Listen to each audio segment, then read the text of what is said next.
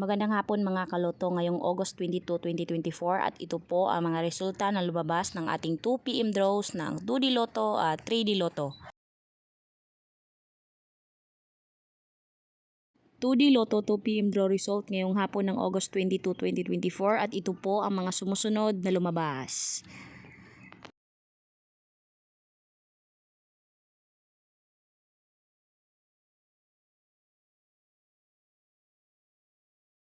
(3D Lotto 2 PM draw result ngayong hapon ng August 22, 2024 at ito po ang mga sumusunod na lumabas.